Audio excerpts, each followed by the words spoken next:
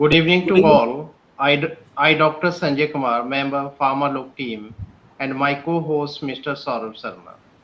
Today we are start our Pharma Gurukulam lecture series, expert talk on ER 2020 for pharmacognosy subject.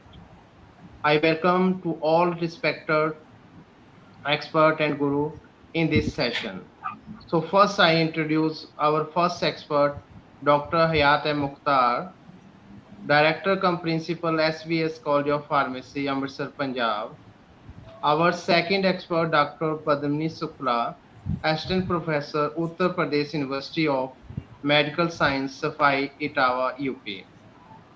And our third expert, Dr. Sashi Alok, Assistant Professor, Institute of Pharmacy, Bundelkhand University, Jhansi. And our fourth expert, Dr. Subodh Kumar Dubey, Professor, ITM University, Gwalior, MP. Our respected teachers and our students in this session asking questions related to subject from our expert shortly and briefly explain their question. So I take the permission to our gurus to start the program. My question from Sukla madam, what is the major difference between ER 1991 and ER 2020 syllabus of pharmacognosy?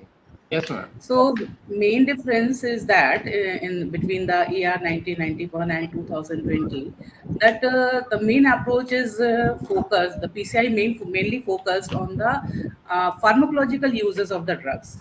What we see in previous syllabus in year 1991, the only the pharmacognostical profile of the drug is studied by the students, and they are not aware about the pharmacological approaches as well as the occurrence of the chemical constituents, or you can say the phytoconstituents in various families. Like for example, what we see that propane alkaloids are present in basically in Solanaceae family. So in this year 2020 syllabus, what the PCI focus that in the classification segment of the crude drug, they added two other parameters: the chemotaxonomical and the serotaxonomical. And previously, what we studied that there are four parameters are there in the syllabus. So in chemotaxonomical, the distribution of the phytoconstituent or the distribution or occurrence of the chemical constituent in a particular type of constituent is present in particular type of family. So if the student aware about the chemotaxonomical classification, he can easily understand that which type of constituent is present in which type of family. So this will help in the future research of the this field. In the another section, that the serotaxonomical, this classification based on the antigen antibodies profile. So this will also help the students in the upgradation of the classification, and rest all are the same like the previous syllabus. And what I am seeing in the syllabus, that different categories are distributed, like the antitussive, antihypertensive. So what we will teach our student, that if a drug fall in particular type of category. For example, when we studied the pharmacological classification of the crude drug, so this classification is basically focused on the biological activity, or you can say the therapeutic activity of the drug. So if a particular category exists, for example, if we are talking about the anti-cancer drug. So basically, what the students think that only Vinca falls in this particular type of category. But what we are seeing, that so many drugs are using in the treatment of cancer, because this time cancer is you can say the major area of the research, because there is no particular any drug is available for the treatment of this type of disease. So the advancement of the syllabus will help the student to find out the particular pharmacological activity of the drug, or in other words, you can say that the pharmacological activity is mainly focused on the presence of the secondary metabolites. What we are uses the alkaloid, terpenoids, glycosides, and others. So if the biological pathway is understand by the students, so if the biological pathways are understand by the student, so he will already understand the therapeutic potency or therapeutic efficacy of the drug. So this will help out the student to draw a layout in their mind to understand a particular type of drug. If he in future they want to formulate any formulation for any particular type of disease, so this will help them out, I think so. Thank you, ma'am, for a wonderful description and what are the new changes that we are seeing in the ER 2020. My next question with Subodh sir. Sir, why this requirement of new classification classification are required in ER 2020 syllabus? जैसे कि हम sir बात करें उसमें sero taxonomical classification हमें देखने को मिल रहा है, या जो एंटीजन एंटीबॉडी रिएक्शन की मैडम ने बात करी, चाहे वो हमें टेक्सोनॉमिकल क्लासिफिकेशन में उतना ज़्यादा क्लियर नहीं हो पाता था, तो ये नए क्लासिफिकेशन जोड़ने से सर स्टूडेंट्स को क्या बेटर अंडरस्टैंडिंग आएगी सर? इसके बारे में सर थोड़ा सा बताइए sir please. Context of pharmaceutical education, so the classification of crude drugs is helpful for the student, but the new drug classification also helpful for the student because they benefited with the botanical identification, phytochemical analysis, and pharmacological properties, or traditional use and folklore or regulatory consideration. So these are the benefits for the classification of old classification, and the now new drug classification also is beneficial for the student for the identification of phytoconstituent and the particular disease, like a particular site of action. So that is the beneficial for the student. So this one is the old type, like morphological classification, pharmacological classification, chemical classification. So in the morphological classification, we can find out the botanical description of the crude material or plant material. Then chemical classification, you just find out the secondary product, which type of metabolites available in the plant. In the pharmacological, so you just find out the particular disease or means pharmacological action of the drug, like morphine, just opium morphine is a CNS stimulant. So that is the just identify the particular action, pharmacological action. And the regulatory consideration, so in some cases the classification of crude drugs may also be influenced by the regulatory bodies or pharmacopoeial standards. So it means it is also means we can say ki just if you have some classification, so that one you just mention the drugs कि ये आपके काम के लिए है या नहीं है, मतलब आप रेगुलेटरी बॉडीज को भी इसमें इंक्लूड कर सकते हैं. So that is the classification of crude drugs. और new drug classification like just we can say taxonomical classification, zero taxonomical classification. So taxonomical means we can like just हम एक बात करते हैं कि अल्फाबेटिकल क्लासिफिकेशन है तो उसमें ड्रग का क्लासिफिकेशन प्रॉपर नहीं हो पा रहा. तो टैक्सोनॉमिकल में और जीरो टैक्सोनॉमिकल में हम ड्रग को प्रॉपर क्लासिफाइड कर पा रहे हैं और उनकी एक्टिविटी और स्ट्रक्चर को भी आइडेंटिफाई कर पा रहे हैं. So that is the chemical means new drug classification, which is beneficial for the student.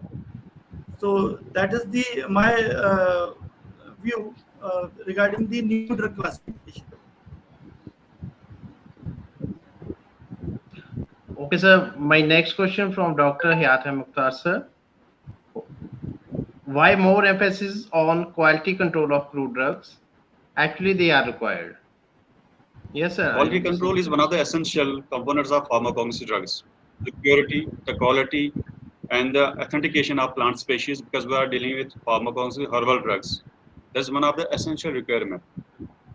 Because collection it depends on number of things. season, the collection. For example, if we need have a pharmacology active in a leaf, we should now stem, root, bark. It's one of essential qualities to go to the shop to purchase. But there are a number of things, and it depends on number of things. We have a number of local names for a patient. Some may be authentic, some may not be authentic. Essential for to have quality control parameters. To check also adulteration there.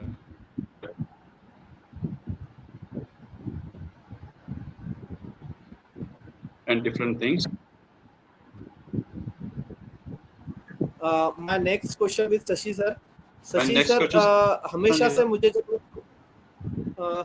कोग्नोसी जब हम sir बच्चों को पढ़ाते हैं तो हम secondary metabolites पे आकर हमारा कोग्नोसी ठहर सा जाता है सर, क्योंकि हमारे लिए इम्पोर्टेंट कोग्नोसी में वही रहता है सर।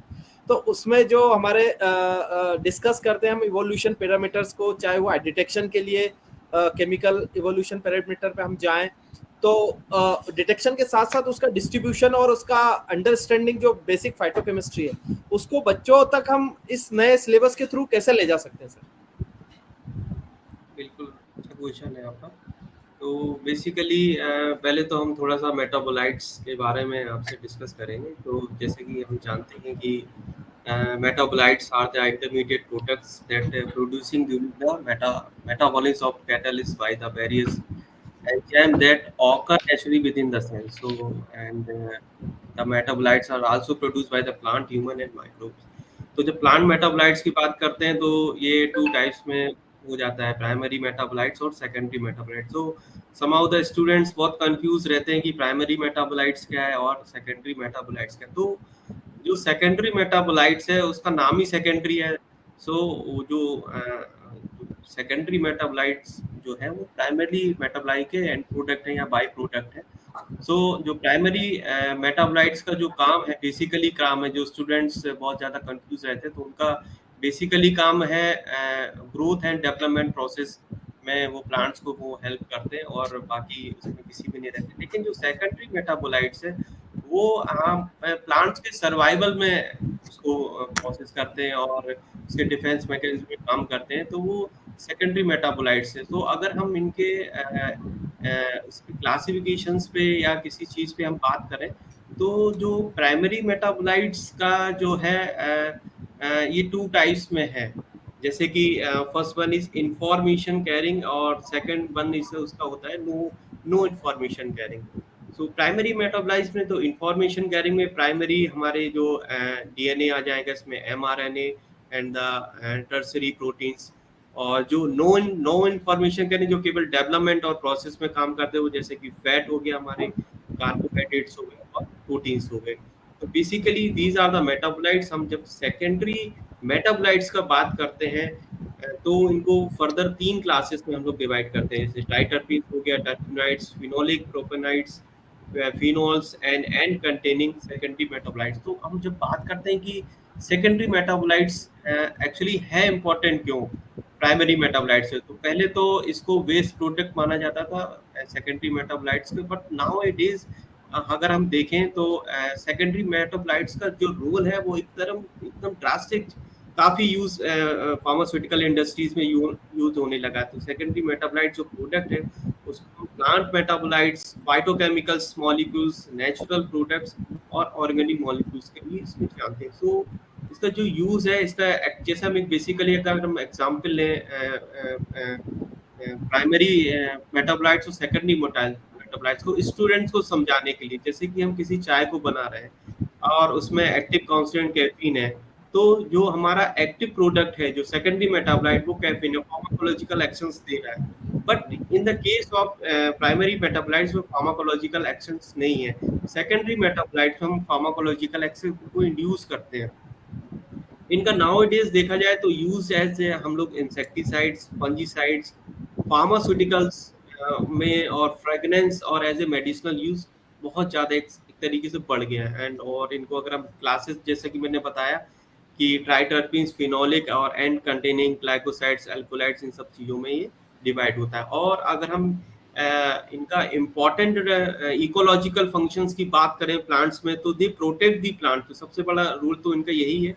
और being eaten by the herbivores and against beating the infected by the microbial pathogens. And और अगर हम इनके यूजेस की तरफ आए तो रिपेलेंट की तरह काम करते हैं, फ्लेवरिंग एजेंट है, मेडिसिनल ड्रग्स हैं, परफ्यूम्स हैं।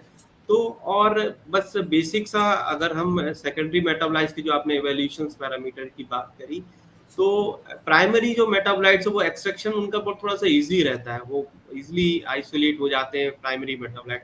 बट सेकेंडरी मेटाबोलाइट्स का जो एक्सट्रैक्शन जो प्रोसेस है वो थोड़ा सा कॉम्प्लिकेटेड है और उनको इजीली आइसोलेट नहीं किया जा सकता और डिफरेंट प्रोसेस लगती है, जैसे एक्सट्रैक्शन प्रोसेस होगी, देन हम लोग फर्दर TLC पे जाते हैं, देन HPLC पे जाते हैं, कॉलम करते हैं, देन फर्दर स्ट्रक्चर एलुसिडेशन करते हैं। तो जो आजकल नेचुरल केमिस्ट्री पे जो सारा काम है वो सेकेंडरी मेटाबोलाइट्स पे, तो इस तरीके से सेकेंडरी मेटाबोलाइट्स प्राइमरी मेटाबोलाइट्स से इम्पोर्टेंट हो जाते हैं। और कुछ एक जैसे कि सेकेंडरी मेटाबोलाइट्स कुछ एक कंपाउंड्स ऐसे होते हैं जैसे क्लोरोफास, कैरोटीनॉइड और लिग्निन फाइटोहार्मोन, ये primarily as well as secondary metabolites पे काम करते हैं। तो हमारे जो सिलेबस में या बच्चों के लिए इस तरीके की चीजें डाली गई, तो नेचुरल प्रोडक्ट्स पे अगर वो इस तरीके से काम करें, केवल सेकेंडरी मेटाबोलाइट्स पे फोकस करें, तो उनके लिए बहुत ज्यादा हेल्पफुल रहेगा। यही मेरा आंसर रहेगा इसके लिए। नहीं, बहुत धन्यवाद सर, बहुत अच्छा सा description sir. Sanjay sir, over to you sir. Thank you, sir. My next question from Sukla madam. Madam, my question is: explain the requirement of other system of medicines added like Unani, Siddha, and Ayurveda, and homeopathy included in new ER 2020. Basically जो हमारा ancient system of medicine है, जिसको हम लोग आयुर्वेदा के नाम से जानते हैं, तो वो हमारे यहाँ बहुत पहले से ट्रेडिशन में ही चला रहा है। इवन जब से हमारे सिविलाइजेशन का एग्जिस्टेंस हमारे हुआ है या बिगनिंग जो हमारे सिविलाइजेशन की है, वो मेनली डिपेंड थे आपके आयुर्वेदिक सिस्टम पे। उस टाइम से ये सिस्टम हमारे ट्रेंड में है, लेकिन बेसिकली क्या है कि इसका डॉक्यूमेंटेशन या ये कह लीजिए कि जो लिटरेचर है, जो साइंटिफिक लिटरेचर है, वो बहुत वेल नोन नहीं है और ईजिली अवेलेबल नहीं है। टाइम पिंग के साथ में क्या हुआ कि लोगों ने क्विक रिस्पॉन्स के लिए एलोपैथिक सिस्टम डेवलप हुआ और इसने अपना जो सिम्टम्स थे उसका ट्रीटमेंट करना शुरू कर दिया और लोगों ने समझा कि डिजीज का ट्रीटमेंट हो रहा है बेसिकली। लेकिन वो क्या है, वो सिम्टम्स जो हमारी बॉडी प्रोड्यूस करती है उसको ट्रीट करते हैं और किसी भी डिजीज को जो कहते हैं बाय रूट वो नहीं क्योर कर पाते हैं। तो अब क्या हुआ कि जब आपकी बॉडी सिम्टम्स को ही ट्रीटमेंट उनका मिल रहा है, तो जो दूसरे सिस्टम्स हैं जैसे कि आपके आयुर्वेदिक सिस्टम है, सिद्धा सिस्टम है, होम्योपैथी है, यूनानी है, योगा है, इवन आजकल तो योगा भी बहुत ट्रेंड में है, जो हम लोगों ने भी कोविड में बहुत अच्छे से देखा। तो इनका क्या है कि ये सिस्टम जो है ये बाय रूट जो आपकी डिजीज होती है उस पर जाके एक्ट करते हैं, वहां पर जाके इनका ट्रीटमेंट स्टार्ट होता है। अब जैसे हम लोग योगा की बात करें तो योगा इटसेल्फ अपने आप में क्या है कि डिजीज से प्रिवेंट करेगा, प्लस आपकी जो हेल्दी लाइफस्टाइल है उसको ये मेंटेन करके रखेगा। और हम लोगों ने इवन आजकल अपने जो ट्रेंड है उसमें बहुत अच्छे से इसको ले लिया है। सिद्धा सिस्टम जो है वो बेसिकली आपके साउदर्न पार्ट में ज़्यादा इम्प्लीमेंटेड है, वहाँ पर इस पर लोग ज़्यादा रिलाई करते हैं नॉर्थ के कंपैरिजन में या अदर रीजन के कंपैरिजन में। और होम्योपैथी तो हम सब जानते हैं कि ये जो है इंडिया में तो इसका ओरिजिन हुआ नहीं है, लेकिन ये बाहर से आया है, लेकिन अपने इंडिया में ये बहुत ज़्यादा पॉपुलराइज हो गया है क्योंकि इसका जो मेन जो फैक्टर है या जो मेन चीज़ लोगों के बीच में पॉपुलर है वो ये है कि इसका कोई साइड इफेक्ट नहीं है। तो इन सारे सिस्टम्स को पढ़ाने का एक फ़ायदा ये भी होता है कि आप अपने डिजीज़ को या आप अपनी बॉडी को कैसे प्रिवेंट कर सकते हैं डिफरेंट डिजीजेस से, या अगर डिजीज़ हो गई है तो उससे कैसे क्योर कर सकते हैं। अगर आपको इन्फेक्शन है या ऐसा कोई कंडीशन है बॉडी में जिस सडन आपको रिक्वायरमेंट है ट्रीटमेंट की, देन जो है एलोपैथिक सिस्टम फॉलो किया जाता है। लेकिन फिर टाइम बिंग के साथ में आयुर्वेदिक सिस्टम इस पर बहुत अच्छा अपना इफेक्ट शो करता है। अब जैसे हम लोग इसकी बात करें, जैसे भी हम लोगों ने इम्यूनोस्टिमुलेंट जो है अपनी इम्यूनिटी को बढ़ाने के लिए विटामिन सी का बहुत यूज़ किया। तो इवन अगर हम लोग विटामिन सी का जो सोर्स है वो डेली रूटीन में डाल दें, जैसे कि हम लोग क्या करते हैं कि मॉर्निंग में आपको लेमन वाटर लेना चाहिए। लेमन वाटर में क्या है, बेसिकली विटामिन सी है, या हमें फ्रूट्स खाने चाहिए, हमें एप्पल लेना चाहिए, या हमें आंवला का यूज़ करना चाहिए, हमें च्यवनप्राश खाना चाहिए। बेसिकली ये क्या है, ये सब विटामिन सी के सोर्सेज हैं और इसके साथ में ये इम्यूनिटी को स्ट्रॉन्ग करते हैं। तो इन सब सिस्टम्स में बेसिकली क्या है कि ये इम्यूनिटी के ऊपर जाके काम करते हैं। आपकी बॉडी का जो डाइजेस्टिव सिस्टम है, या बॉडी में जो आपके फ्री रेडिकल्स प्रोड्यूस हो रहे हैं, जिसके लिए हम लोग एंटीऑक्सीडेंट्स का यूज़ करते हैं, उनका मेन फोकस, इन सिस्टम्स का मेन फोकस इस पे ही होता है, डाइजेस्टिव सिस्टम पर। और इसके साथ में जो डिफरेंट डिजीज होती है उनको ये क्योर करते हैं। तो इन सारे सिस्टम्स को ऐड करने का एक पर्पस ये भी है कि जो हमारा स्टूडेंट है वो एलोपैथिक सिस्टम तो वो बेसिकली फार्माकोलॉजी में पढ़ ही लेते हैं, लेकिन इसके अलावा जो हमारे अदर सिस्टम्स हैं जिनका बहुत यूजफुल रोल है हमारे लाइफ में, उनके बारे में भी लोगों को जो है नॉलेज होना चाहिए, इसलिए सिस्टम को इसमें इंट्रोड्यूस किया गया है। ये मेरा व्यू है। और एक चीज़ और भी है कि हमारी जो पॉपुलेशन है, जो डेवलपिंग जो कंट्रीज है, उनकी जो 80% पॉपुलेशन है वो आयुर्वेदिक सिस्टम को बहुत रिलाई करती है, बहुत बिलीव करती है। तो पहले से इसका सिस्टम और एग्जिस्टेंस में है, और इसका और अपग्रेडेशन करके इवन अभी तो पीएम मोदी ने बहुत ही ज़्यादा प्रमोट किया है हमारे आयुष डिपार्टमेंट को बेटरमेंट के लिए, कि जो है हेल्थ का बेटरमेंट जो है इस सिस्टम से बहुत ज़्यादा होता है। तो ये सब जो आपके सिस्टम्स हैं इनको ऐड करने का एक पर्पज़ ये भी है, और होना भी चाहिए, क्योंकि जो है डिजीज होने से पहले ही अगर आपकी हेल्थ जो है अच्छी है और आपकी इम्यूनिटी अच्छी है, तो ज़्यादा क्रिटिकल कंडीशन आने के चांसेस नहीं रहते हैं। थैंक यू मैम, आपने बहुत अच्छे से क्लियर करा मैडम उस पर।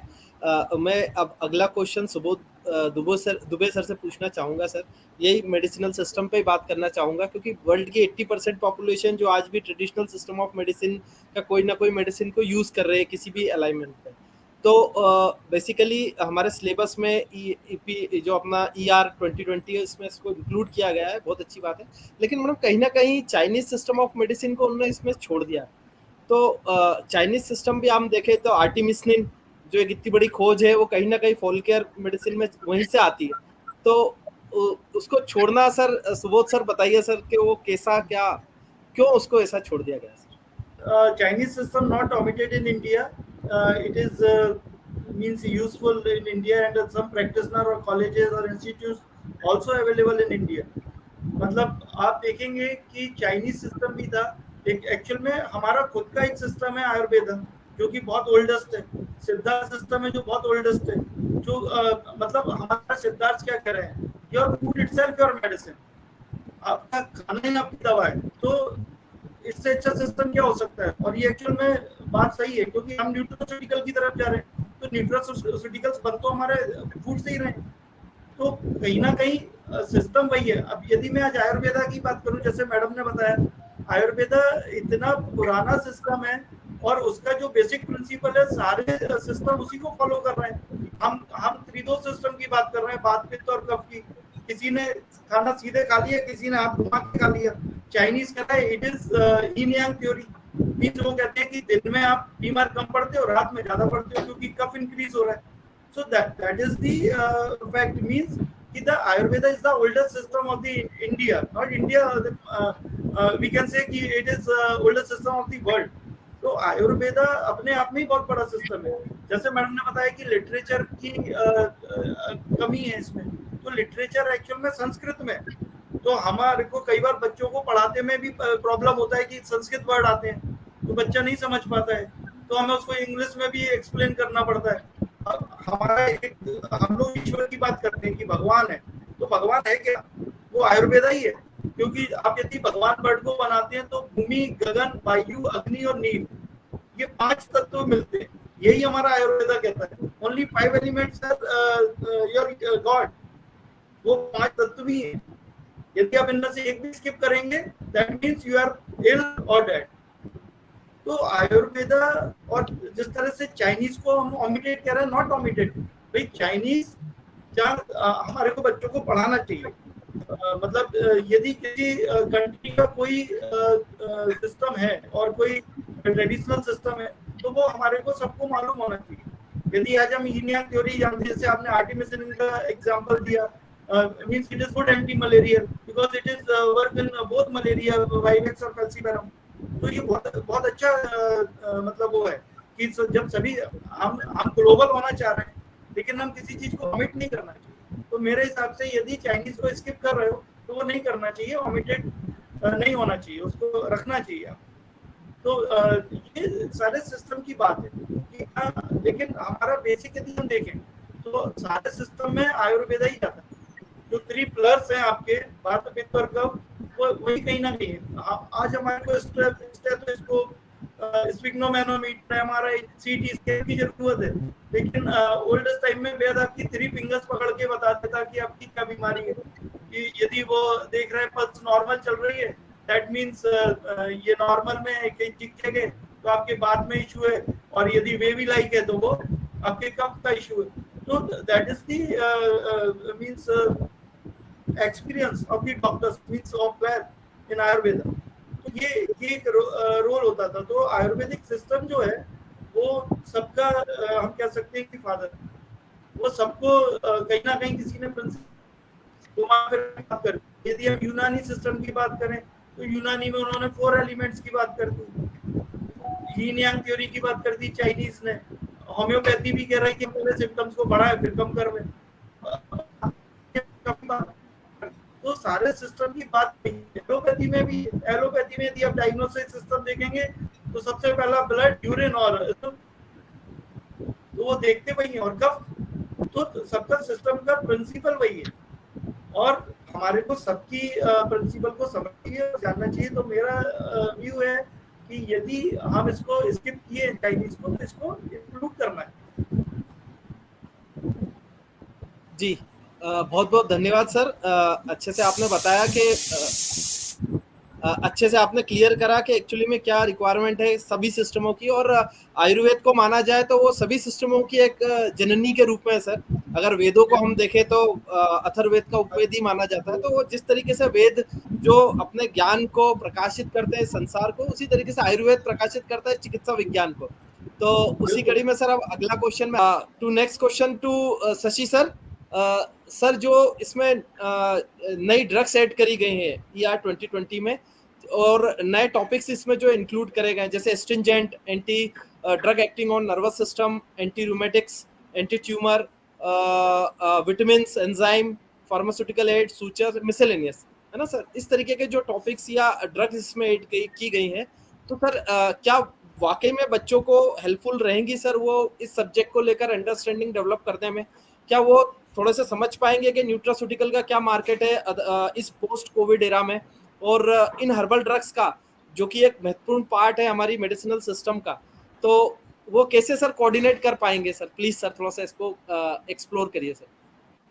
बिल्कुल बिल्कुल, आपने अच्छा क्वेश्चन पूछा है कि पहले जो फार्माकोग्नोसी का मैं सिलेबस देखा था मैंने कुछ समय पहले, तो उसमें से और अभी के जो सिलेबस है बड़ा सा ड्रास्टिक चेंजेस है। क्योंकि पहले वाले जो सिलेबस में था तो उसमें स्टैंडर्डाइजेशन जैसी जो बात थी वो थी नहीं, क्वालिटी कंट्रोल वाली बात नहीं थी फूड ड्रग्स की, और उसमें पहले हर्बल कॉस्मेटिक्स और हर्ब्स एज हेल्थ फूड्स नहीं था, और कुछ नई ड्रग्स को एडिट किया गया। तो बच्चा पहले वाले जो सिलेबस में था केवल मार्फोलॉजिकल एंड माइक्रोस्कोपिक स्टडीज पढ़ना था ड्रग्स की।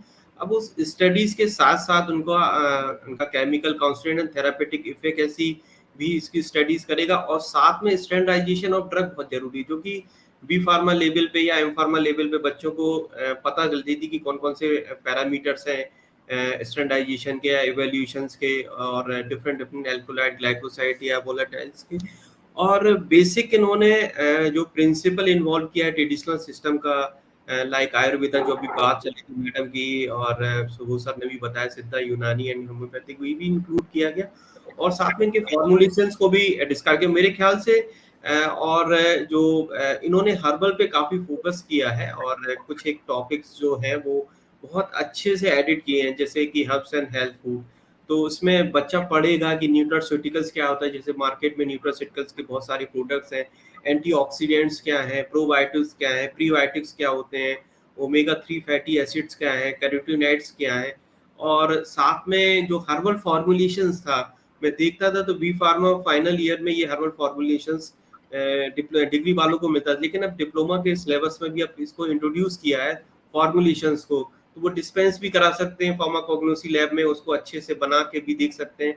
तो बेसिकली जो देखा जाए तो हर्बल पे अच्छा फोकस किया गया है और ड्रग्स को इंट्रोड्यूस किया गया है। कॉस्मेटिक्स के बारे में भी डिप्लोमा का जो बच्चा है वो भी ठीक से जानेगा, जैसे उन्होंने कुछ ड्रग्स भी एड्स की हैं कॉस्मेटिक यूज, जैसे एलोवेरा का मार्केट इस समय बहुत ज्यादा बढ़ा हुआ है, आलमंड ऑयल है, लेवेंडर है और सैंडलवुड ऑयल। तो और इसके साथ ही इन्होंने जो फाइटोकेमिकल इन्वेस्टिगेशन ऑफ ड्रग जो जोड़ा है, जो कि हम पहले एम फार्मा के कभी या बी फार्मा के फाइनल ईयर्स में इसको देखते थे, तो डिप्लोमा के बच्चे को या सिलेबस में जो ईयर 2020 में जोड़ा गया बहुत ही ज्यादा हेल्पफुल होने वाला है।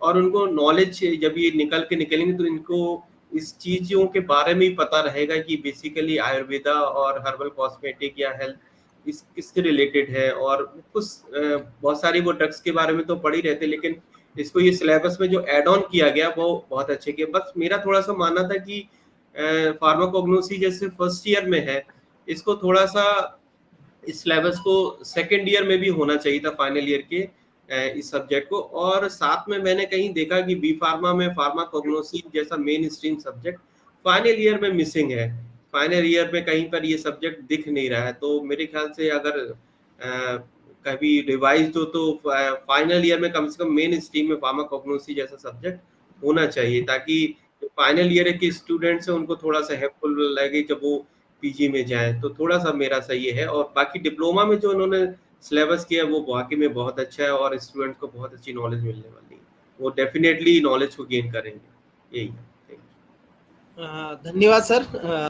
शशि सर से मेरा एक अगला प्रश्न है सर कि अगर वेजिटेटिव प्रोपोगेशन या प्लांट टिश्यू कल्चर और या हार्मोन्स, प्लांट हार्मोन्स की हम बात करें तो सर क्यों ना इसके ऊपर और काम की सर जरूरत है और बच्चों को और बेटर अंडरस्टैंडिंग इन सब्जेक्ट के ऊपर, टॉपिक के ऊपर हम फील्ड के ऊपर ले जाकर कैसे अंडरस्टैंडिंग करवा सकते हैं? बिल्कुल बच्चों को प्लांट टिश्यू कल्चर के ऊपर, जैसे कि देखा जाए कि हम फॉरेन की बात करें तो जैसे यूएस है, चाइना है या अदर कंट्रीज है, वो प्लांट टिश्यू कल्चर के ऊपर बहुत ज्यादा फोकस करते हैं। अगर किसी भी चीज को अगर हम लोकली प्रोपेगेट नहीं कर सकते या कल्टीवेट नहीं कर सकते, या कोई प्लांट है किसी बाहरी कंट्री में अच्छा प्रोपेगेशन हो रहा है, उसको हम एक्सपोर्ट नहीं कर सकते, इंपोर्ट नहीं कर सकते, तो हम प्लांट टिश्यू कल्चर टेक्निक के थ्रू हम उसको लैब में, लेबोरेटरी में डिफरेंट एनवायरमेंटल कंडीशन में उसको प्रोपेगेट कर सकते हैं। तो स्टूडेंट्स की इसकी ट्रेनिंग होनी चाहिए बाकायदा। और मेरे ख्याल से तो मेरा तो ये सजेशंस रहेगा कि एक particular lab plant tissue culture के लिए डेडिकेटेड होनी चाहिए, ताकि बच्चे उसमें सीख पाए बहुत अच्छी तरीके से। और प्लांट टिश्यू कल्चर एक बहुत ही ब्रॉड फील्ड है और अच्छा है, जिसमें कि हम एक नई चीजों की तरह हम सीखते हैं। तो एक तरीके से लैब का एक बढ़िया सेटअप होना चाहिए प्लांट टिश्यू कल्चर को लेके लिए, और बच्चों को जो नई टेक्निक्स आ रही हैं उसके लिए इसको लर्न कराना चाहिए, बताना चाहिए। यही एक मेरा सजेशंस रहेगा। धन्यवाद शशि सर। अब मेरा एक क्वेश्चन पद्मनी मैडम से है मैम।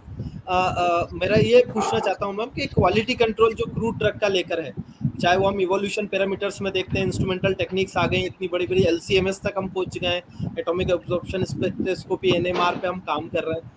तो इन सब का एक्चुअली में अगर हम एजुकेशन में आते हैं, इंडस्ट्री में तो एप्लीकेबिलिटी उसकी है हमें दिखती है, लेकिन हम एजुकेशन में आते हैं, एकेडमिक्स में आते हैं, तो कहीं ना कहीं बाउंडेड हो जाते हैं।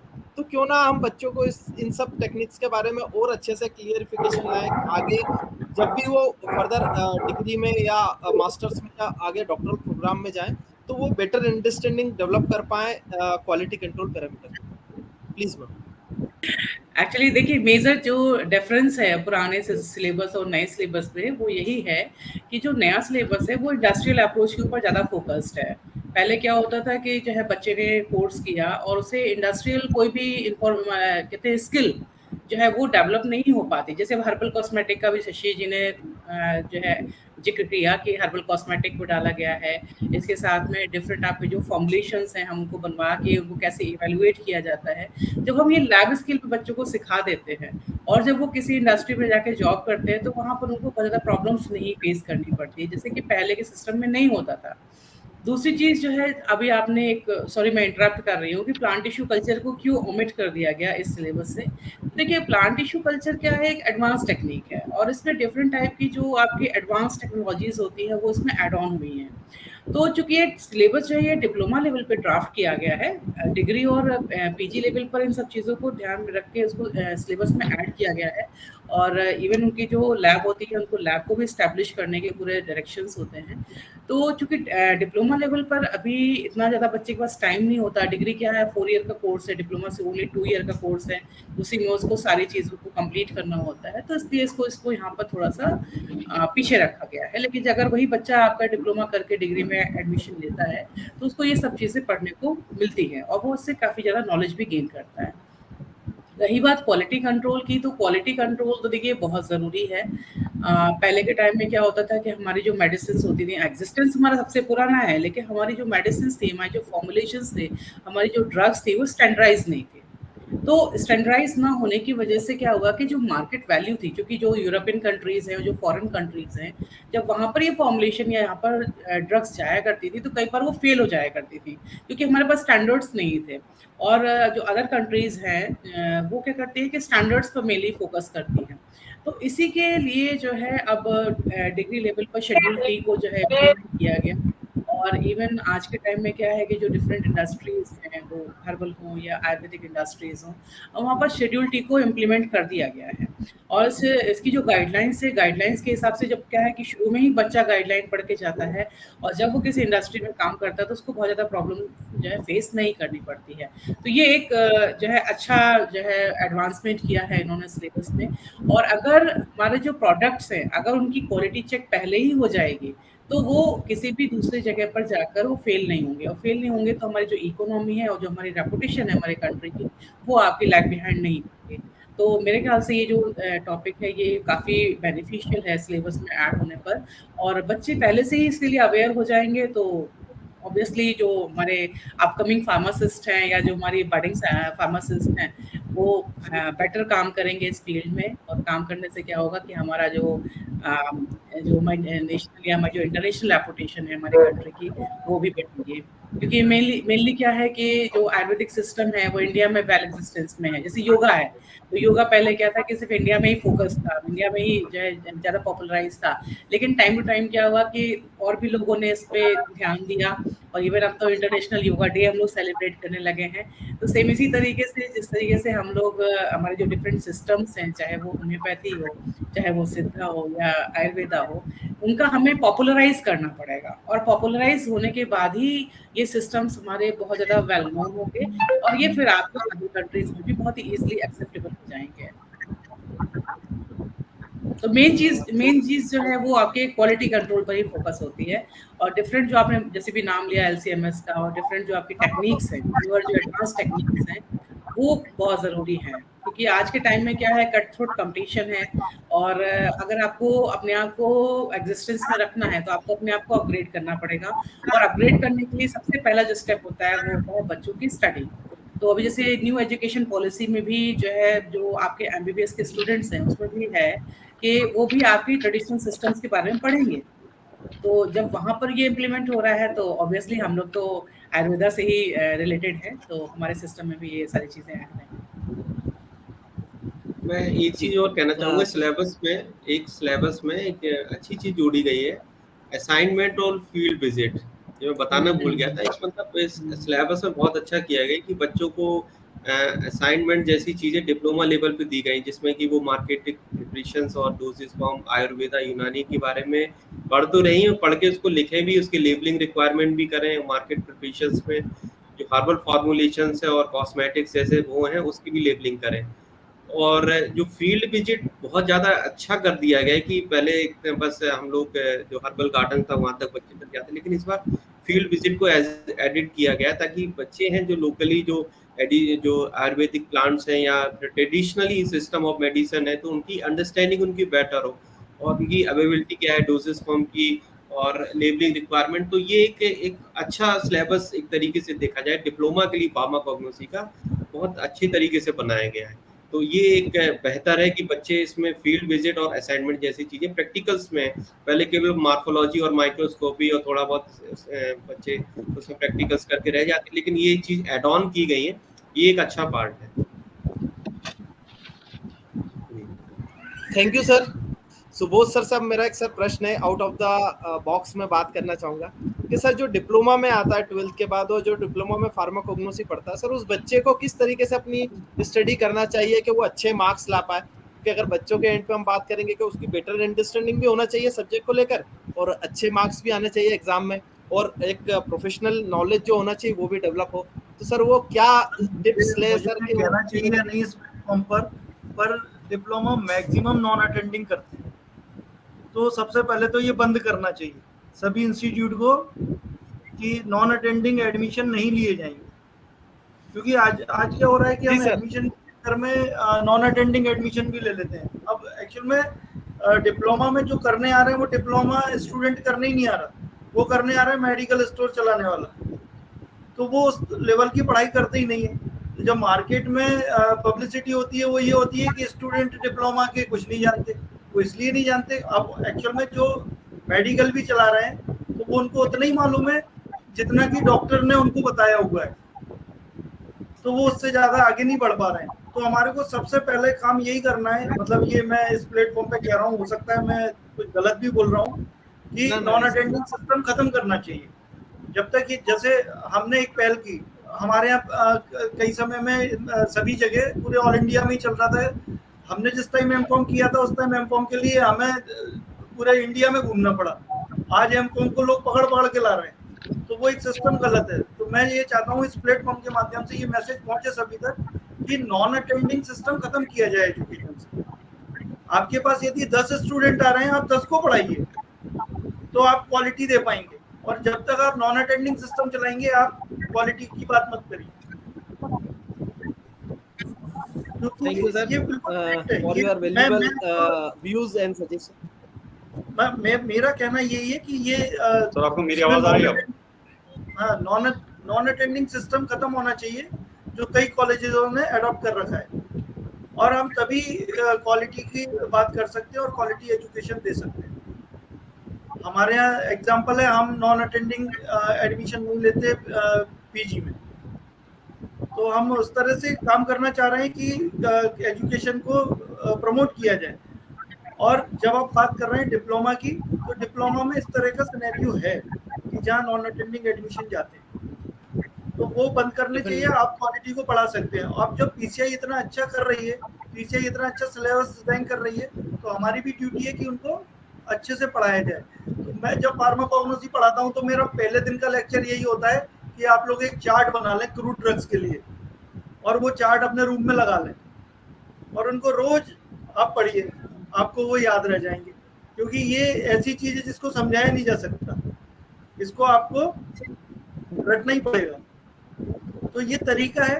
बाकी का समझने का ये कि आप एक्सेक्शन प्रोसेस को समझ सकते हैं, आप उसके आइसोलेशन को समझ सकते हैं, ये सब टेक्निक हम समझ सकते हैं। तो मेरा बस यही है कि एक सजेशन भी कह लीजिए इसे कि, और रिक्वेस्ट भी कह लीजिए कि सब नॉन अटेंडिंग सिस्टम को खत्म करने की कोशिश करें, जो कि हम दे रहे हैं। जैसे भी एज फैक्टर डाला था पीसीआई ने कि 5 साल का यदि गैप है तो आपको उसमें सर्टिफिकेट देना पड़ेगा, तो ये इस तरह के पीसीआई को भी डिसीजन लेने पड़ेंगे कि जिसमें बच्चा अटेंडिंग ही आए।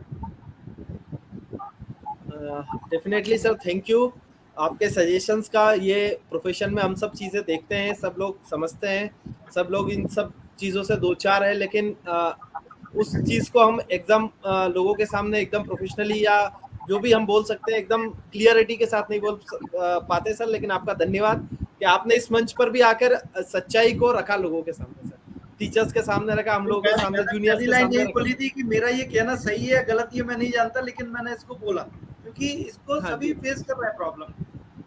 ठीक है ना सर, धन्यवाद। तो at the last not the least, on the behalf of Pharmalok family sir, I conclude this episode of Pharma Gurukulam. I am thankful to all our respected teachers, Padmani ma'am, Shashi sir, Subodh sir and Hayat sir. Hayat sir से request रही कि technical problem के कारण वो properly आ नहीं पाया sir session में, तो एक रहा सर। लेकिन अब कुछ चीज़ें हमारे जो हाथ में नहीं होती सर, फाउंडेशन से बाहर हैं, तो सॉफ्टवेयर की जो प्रॉब्लम है या नेटवर्क की जो प्रॉब्लम है उसको हम नहीं कर सकते सर, तो ये प्रॉब्लम है।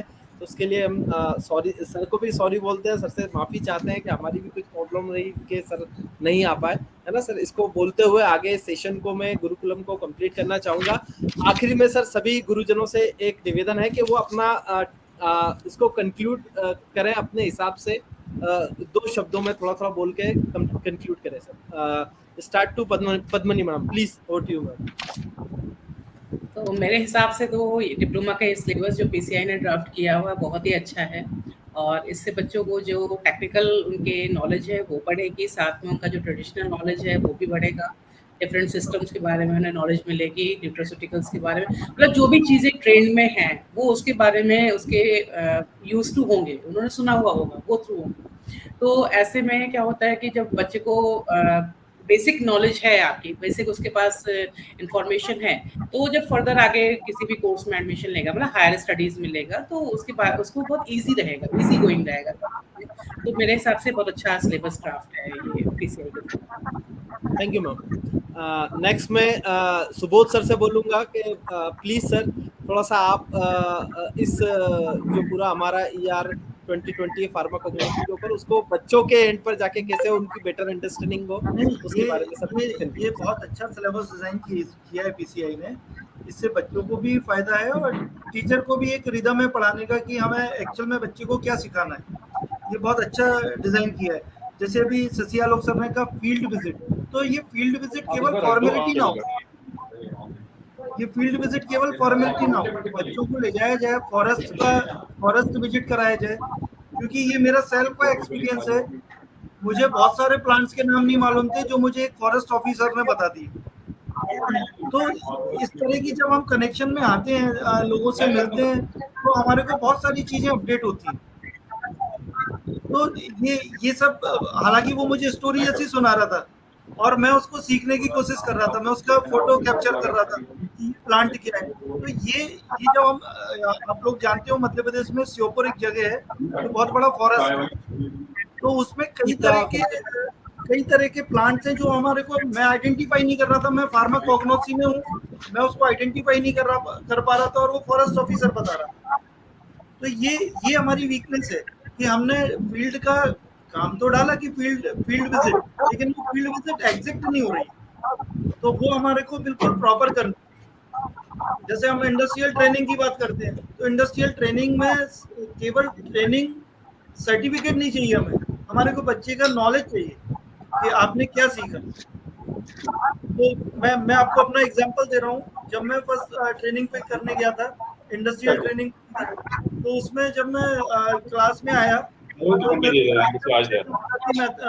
प्रिपरेशन मेथड्स ऑफ टैबलेट, तो मेरे को आइडिया नहीं आया, लेकिन मैंने मैडम को ये बोला कि मैं बता सकता हूँ, तो बोले बताइए आप।